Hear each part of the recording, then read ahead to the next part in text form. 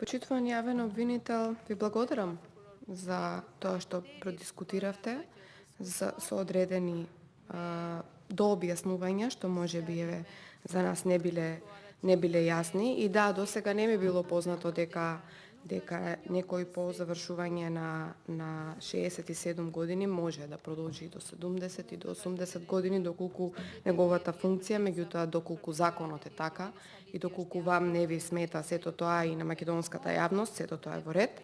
Мојата увертира, односно тоа што го објаснив со именувањето и разрешувањето на јавните обвинители, го дадов само како вовет инаку знам дека чија е таа надлежност, меѓутоа го дадов само како вовет за да слушнете вие колку сте напредувале во текот на годините во добивањето на односно во зголемувањето на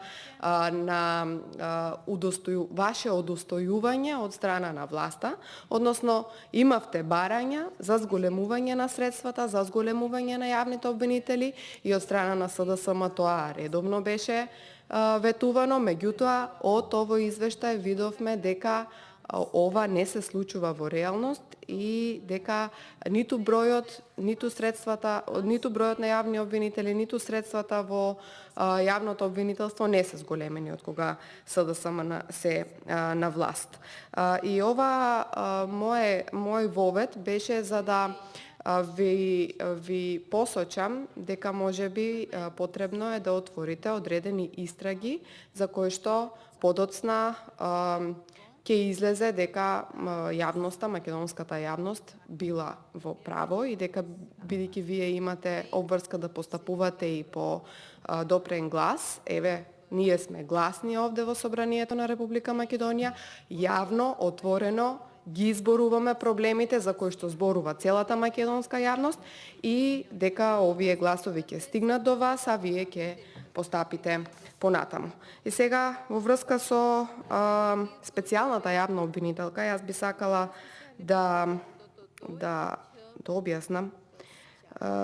Специјалната јавна обвинителка до денес не е во ефективен притвор, а тоа е поради некакво испитување на деловна способност. Како утврдивте вие, почитуван јавен обвинителе, дека нејзината деловна способност била во ред кога ги потпишала трите изјави кои што ги доставила од страна од притворот ефективен?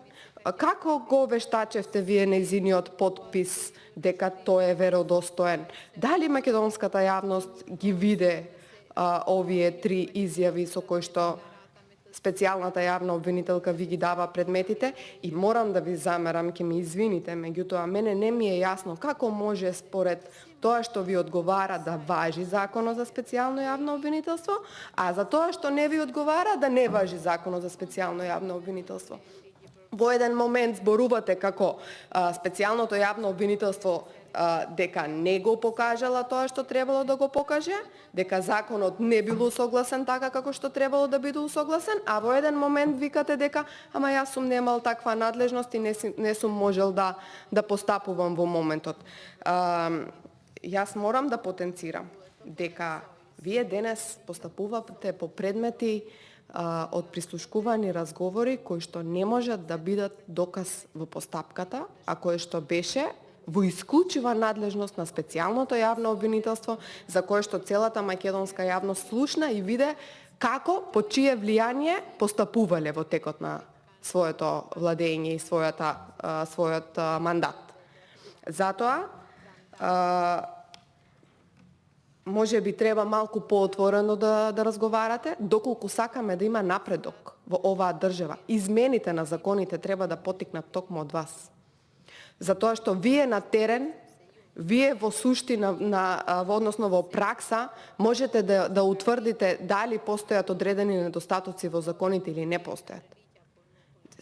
Имаме многу јавни обвинители во Република Македонија кои што се достојни, честни, постапуваат онака како што треба да постапуваат. Зошто дозволувате поради двајца или тројца обвинители целата обвинителска фела секој ден да има прст посочен кон себе?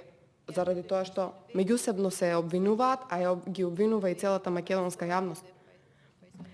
Немојте да дозволите поради поради недостојност и поради некадарност, поради одредени влијанија кои што се вршат врз одредени обвинители и кои што постапуваат по истите, да перцепцијата на македонската јавност кон целото јавно обвинителство бидат такви какви што се. Ваше е вие да постапувате согласно вашата област на работа и да истражувате што се случува во јавното обвинителство.